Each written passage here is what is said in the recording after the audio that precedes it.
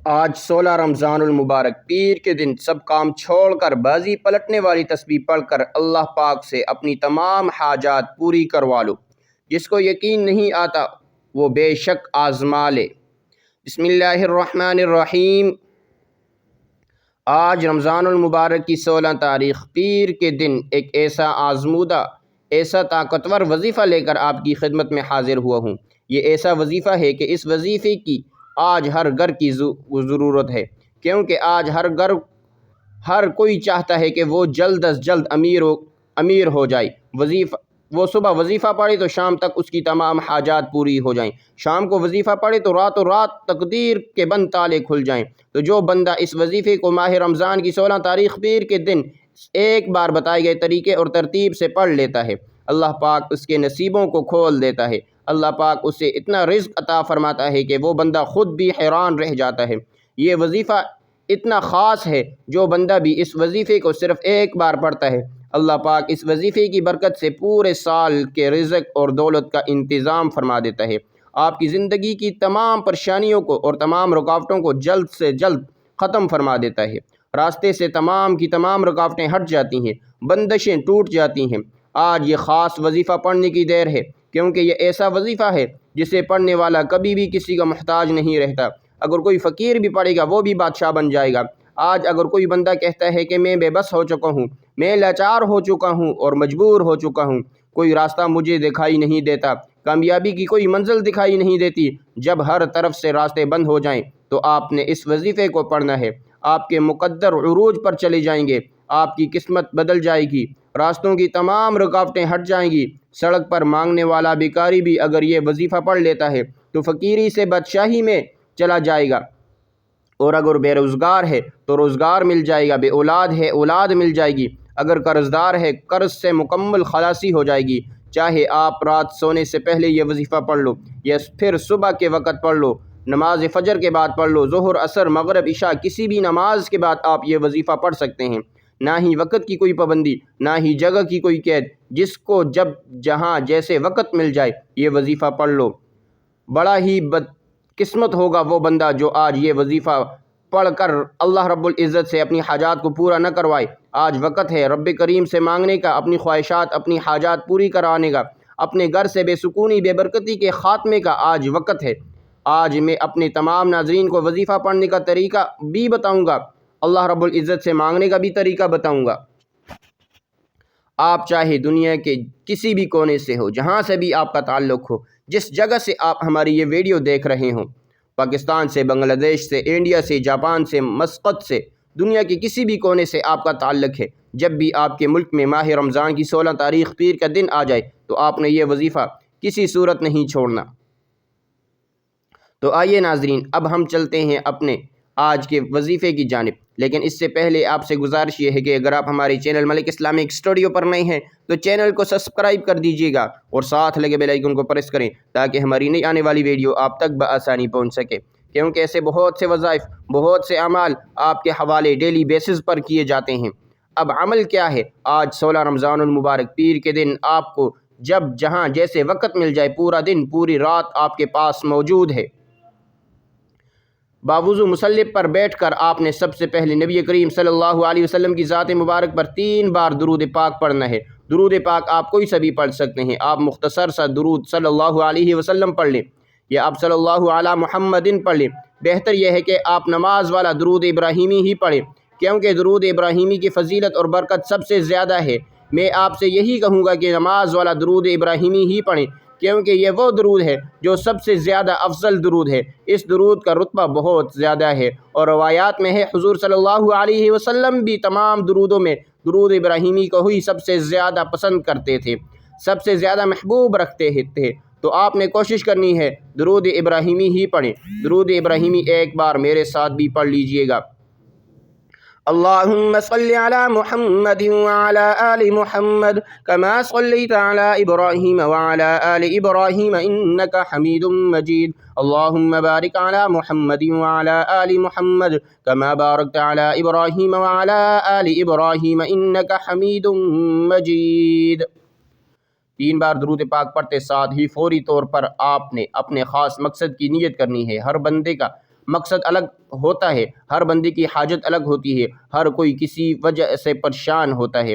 بے روزگار ہے تو روزگار کے لیے پڑھ لے، کوئی اچھی نوکری چاہتا ہے تو نوکری کے لیے پڑھ لے، لیکن گزارا نہیں رہا، وہ چاہتا ہے میرا پروموشن ہو جائے تو اس کے لیے پڑھ لے، اس عمل اس وظیفے کو پڑھ سکتا ہے۔ اگر کوئی اولاد نارینہ کا خواہش مند ہے وہ اس کے لیے پڑھ لے، اس وظیفے کو پڑھ سکتا ہے۔ الغرض آپ لوگ جس مقصد کے لیے بھی اس عمل کو پڑھنا چاہتے ہیں آپ لوگ پڑھ سکتے ہیں، بس آپ نے اپنے خاص مقصد کو ذہن میں رکھنا ہے۔ اپنے مقصد کو ذہن میں رکھتے ہوئے مقصد کی نیت کرتے ساتھ ہی فوری طور پر آپ نے ایک بار اعوذ باللہ من الشیطان الرجیم بسم اللہ الرحمن الرحیم پڑھ کر وظیفے کا آغاز کرنا ہے، اور پھر اپنی آنکھوں کو بند کرنا ہے۔ آنکھوں کو بند کر کے یوں محسوس کیجئے گا کہ دنیا جہاں سے آپ کا تعلق ختم ہو گئے۔ محسوس ایسے کریں آپ اس عمل کو، اس وظیفے کو روضہ رسول کی جالیوں کے قریب بیٹھ کر پڑھ رہے ہیں، اور سب سے پہلے نمبر پر جو وظیفہ آپ نے پڑھنا ہے وہ وظیفہ اللہ رب العزت کے 2 صفاتی ناموں کا ہے۔ وہ 2 صفاتی نام کون سے ہیں؟ وہ 2 نام یا فتاح یا کریم ہے۔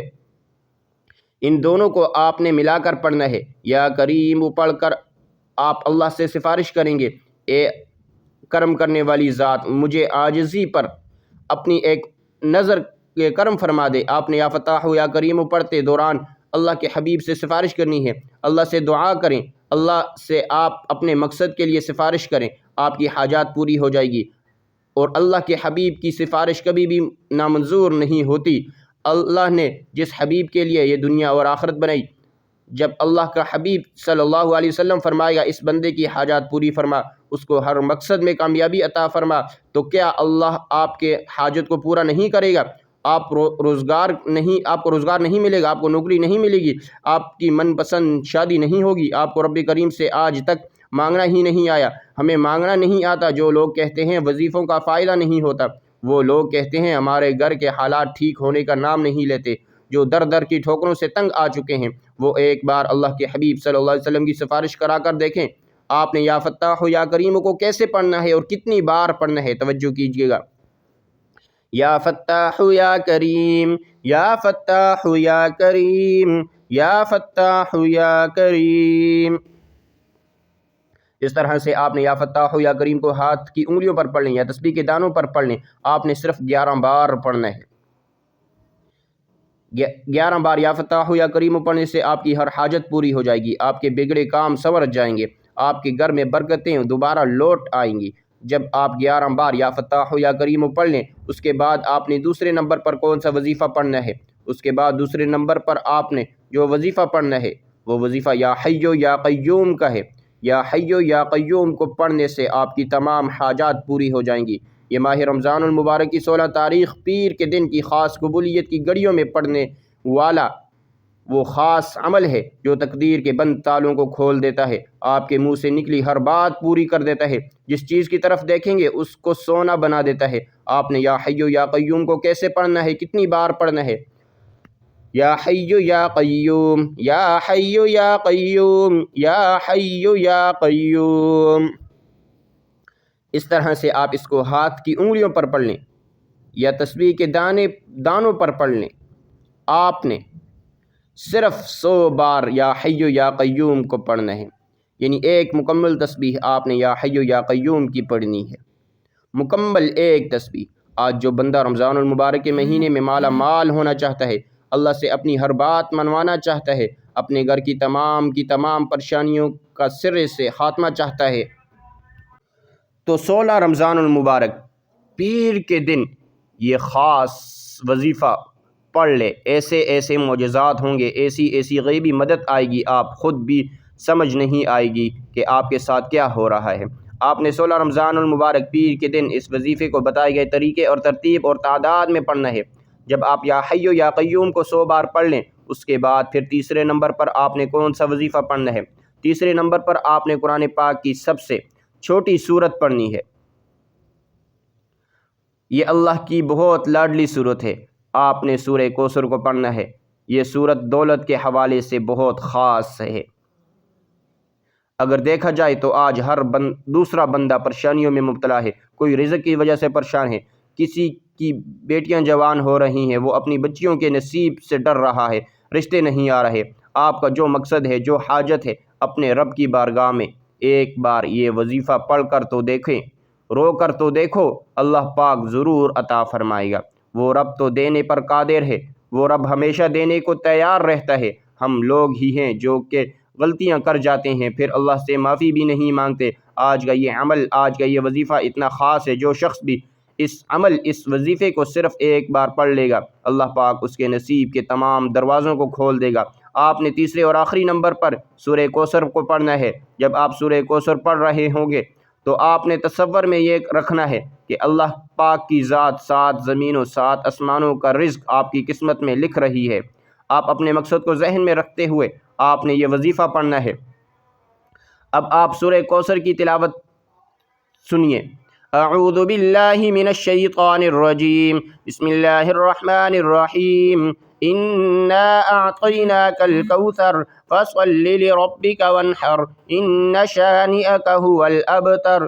سورہ کوثر کو آپ نے صرف 29 بار پڑھنا ہے۔ یہ ایسی قرآنی صورت ہے جسے پڑھتے ساتھ ہی ہر حاجت پوری ہو جاتی ہے، جسے پڑھتے ساتھ ہی اللہ رزق کے دروازے کھول دیتا ہے، اللہ خزانوں کے منہ کھول دیتا ہے۔ جب آپ یہ تینوں اعمال بتائے گئے طریقے اور ترتیب سے پڑھ لیں گے تو اس کے بعد پھر 3 بار درود پاک لازمی پڑھنا ہے۔ جو آپ نے عمل کے شروع میں پڑھا تھا، یہ آپ کا وظیفہ مکمل ہو چکا ہے، اور اس کے بعد اللہ تبارک و تعالیٰ کے حضور دعا مانگنی ہے اور اپنی تمام حاجتیں، مصیبتیں اور پریشانیاں اللہ کے حضور پیش کر دیں۔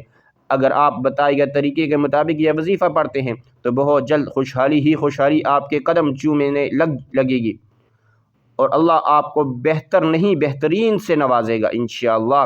اللہ تبارک و تعالیٰ سے دعا ہے کہ تمام مسلمانوں کی ظاہری اور باطنی پریشانیوں کو دور فرمائے، خوشحالی اور رحمت اور برکت نازل فرمائے۔ دعا ہے کہ اللہ رب العزت ہمیں اس عمل پر عمل کرنے کی توفیق عطا فرمائے۔ تو یہ تھی آج کی ہماری ویڈیو۔ اگر آپ کو ہماری ویڈیو پسند آئے، ویڈیو کو لائک کریں اور ثواب کی نیت سے صدقہ جاریہ سمجھ کر شیئر کریں۔ اگر آپ ہمارے چینل ملک اسلامک اسٹوڈیو پر نئے ہیں تو چینل کو سبسکرائب کریں اور ساتھ لگے بیل آئیکن کو پریس کریں تاکہ ہماری نئی آنے والی ویڈیو آپ تک بآسانی پہنچ سکے۔